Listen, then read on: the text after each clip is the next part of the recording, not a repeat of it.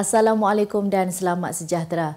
Adanya di hutan di Dan Rambai melunas impian menjadi penyampai. Terus bersama saya Umar Wahid dalam 15 minit MMTV edisi 18 April 2023. Berita gembira buat rakyat Malaysia, kerajaan bersetuju memberikan tur rahmah percuma kepada pengguna lebuh raya bermula esok hingga Jumaat pada 24 April ini bersempena sambutan Aidilfitri. Perdana Menteri Datuk Seri Anwar Ibrahim berkata pelaksanaan tur rahmah percuma itu akan melibatkan 33 lebuh raya bagi semua kelas kenderaan. Dalam pengumuman khas petang tadi, Perdana Menteri turut bersetuju memberi kelepasan am tambahan pada Isnin 24 April jika tarikh 1 Syawal 1444 Hijriah jatuh pada Jumaat 21 April 2023. Bagaimanapun sekiranya tarikh 1 Syawal jatuh pada Sabtu 22 April 2023, maka kerajaan menetapkan hari Jumaat 21 April 2023 sebagai hari kelepasan am tambahan. Selain itu, kerajaan turut menawarkan harga barangan asas dan mentah kepada pengusaha menu rahmah pada kadar diskaun khas. Bersempena Aidilfitri juga, PDRM menawarkan bayaran saman trafik 2022 dan sebelumnya dengan kadar RM50 bermula 21 April hingga 22 Mei 2023. Kerajaan Persekutuan menambah baik pemberian dan sokongan kepada kerajaan negeri untuk tahun ini dengan 7 keputusan dicapai demi melaksanakan pembangunan negara yang lebih seimbang. Perdana Menteri Datuk Seri Anwar Ibrahim dalam satu kenyataan berkata, melalui keputusan itu, Kerajaan Persekutuan bersetuju meningkatkan pemberian berdasarkan tahap pembangunan ekonomi, infrastruktur dan kesejahteraan hidup, pemberian tahap kepada RM400 juta. Perkara itu dipersetujui menerusi Mesyuarat Majlis Kewangan Negara 2023 yang dipengerusikan Perdana Menteri Datuk Seri Anwar Ibrahim dengan dihadiri semua Menteri Besar dan Ketua Menteri atau wakil dari setiap negeri. Selain pemberian tahap, kerajaan juga akan menambah peruntukan sebanyak RM50 juta lagi kepada RM1 bilion berbanding hanya RM750 juta sebelumnya. Dalam pada itu, pemberian Ecological Fiscal Transfer EFT turut dinaikkan kepada RM150 juta berbanding RM70 juta tahun lalu sebagai galakan khusus kepada negeri yang mewartakan kawasan perlindungan baharu. Mahkamah Tinggi Kuala Lumpur hari ini membenarkan permohonan Ahli Parlimen Muar Syed Saddiq Syed Abdul Rahman mendapatkan sementara pasport bagi membolehkan beliau menghadiri 2 persidangan antarabangsa di Switzerland dan Korea Selatan bulan depan. Hakim Datuk Azhar Abdul Hamid membenarkan permohonan itu selepas mendengar hujahan peguam Lim Wei Jiat yang mewakili Syed Saddiq dan Timbalan Pendakwa Raya Muhammad Afif Ali. Berdasarkan afidavit, Syed Saddiq memohon mendapatkan pasport sementara untuk ke Switzerland pada 1 Mei bagi menghadiri persidangan polisi dadah antarabangsa dan kembali ke Malaysia pada 6 Mei ini. Selain itu, beliau juga akan ke Korea Selatan pada 15 Mei bagi menghadiri serta berucap pada persidangan antarabangsa dianjurkan Centre for Asian Leadership. Pada 28 Oktober tahun lepas, Syed Saddiq diperintahkan membela diri atas 4 pertuduhan bersubahat pecah amanah, salah guna harta dan pengubahan wang haram. Keputusan Peperiksaan Sijil Tinggi Agama Malaysia STAM 2022 yang diumumkan hari ini menunjukkan peningkatan grade Purata Nasional GPN sebanyak 0.02% berbanding tahun sebelumnya. Menteri Pendidikan Fadlina Siddiq berkata perkembangan itu menunjukkan peningkatan GPM 2022 kepada 3.13. Katanya grade purata Sekolah Kementerian Pendidikan Malaysia pula adalah 2.91 berbanding tahun 2021 iaitu 2.92 iaitu peningkatan sebanyak 0.01. Fadlina memberitahu pencapaian peperiksaan STAM bagi Sekolah Kementerian Pendidikan menunjukkan kualiti lebih baik hasil usaha semua pihak dalam meningkatkan kualiti pengajaran guru, penyediaan kemudahan bilik, darjah yang kondusif, bekalan buku teks dan lain-lain keperluan. STAM 2022 terdiri daripada 4,634 orang calon berdaftar meliputi calon sekolah kementerian, sekolah menengah agama negeri, sekolah menengah agama rakyat, sekolah menengah swasta dan calon persendirian. Ingat, pastikan insurans dah cover kereta anda in case kena sondol dengan kebab. Tipi, awak okey ke? Tipa,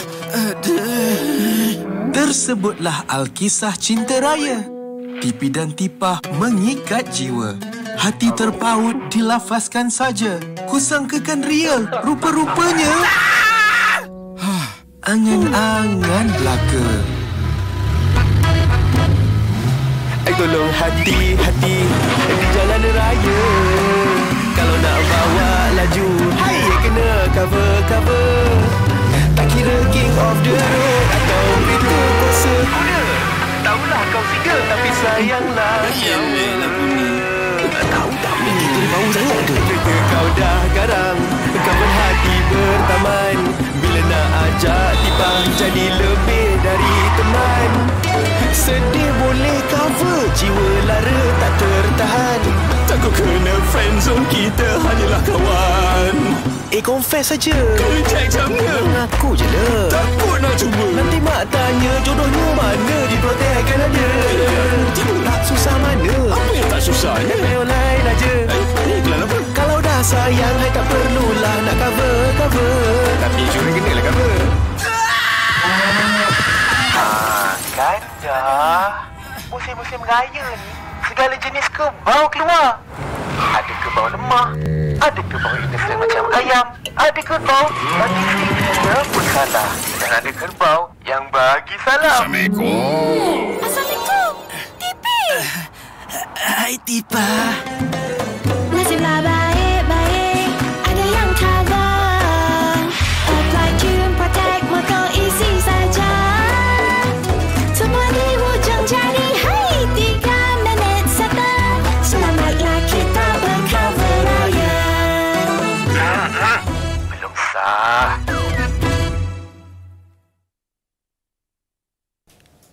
Kita kembali lagi. Tune Protect Malaysia menyasarkan golongan berbangsa Melayu khususnya B40 dan M40 dalam usaha memperkenalkan produk insurans di bawah jenama tersebut. Malah kolaborasi di antara Tune Protect dan Media Mulia melalui gerila Mamak Cyber bersama TV Detam di Taman Tun Dr. Ismail Sabtu lalu berjaya menarik penyertaan orang ramai. Pembantu pengurus penjenamaannya Wan Hafiz Wan Ahmad berkata, Tune komited dalam mengembangkan lagi produk insurans yang disediakan di bawah Tune Protect menerusi strategi pemasaran yang baharu. Utusan Malaysia because Utusan Malaysia is the longest running newspaper in Malaysia. Utusan Malaysia memang dikenali dengan macam apa bagi news yang very credible lah, okay. And kita pilih Bazar Shah Alam dengan Taman Tun because these two bazaars memang ramai orang. So kita nak try to hit the different locations. Satu dekat area dekat Shah Alam, satu dekat area Taman Tun, Damansara area. Menggunakan slogan insurans dipermudahkan, 3 pelan perlindungan yang diperkenalkan ialah kesihatan, gaya hidup dan perusahaan kecil dan sederhana Malaysia. So Tune Protect kita nak nak jual insurans or nak memperkenalkan produk-produk insurans yang murah, cepat dan senang. Kita punya customer punya promise is 3 minit untuk beli, 3 jam untuk dibalas dan 3 hari untuk dapat tuntutan after dah approve. 333.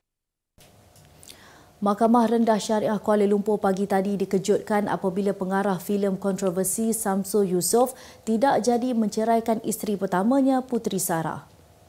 Peguam Syar'i mewakili Samsul, Muhammad Azmi Rais memberitahu situasi tersebut berlaku apabila Puteri Sarah enggan menarik balik saman terhadap keluarga Ira Kaza selain jumlah mutaah yang tinggi.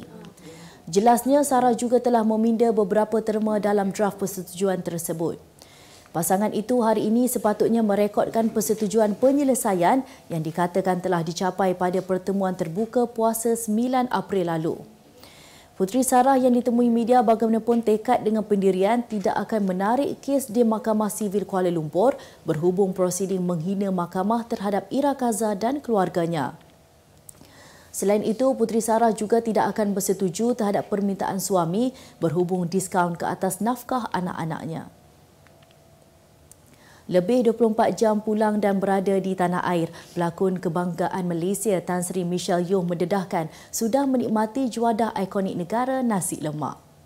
Michelle atau nama sebenarnya Michelle Yeoh Chu Keng ketika ditemui media tempatan di Hotel Pavilion sebentar tadi berkata dia juga sudah menikmati juadah dirindui lain seperti ayam nga choy kai. Ditanya tentang perasaan dapat pulang ke Malaysia bersama trofi Oscar, Michelle 61 tahun memaklumkan bahawa emosinya suka digambarkan dengan kata-kata.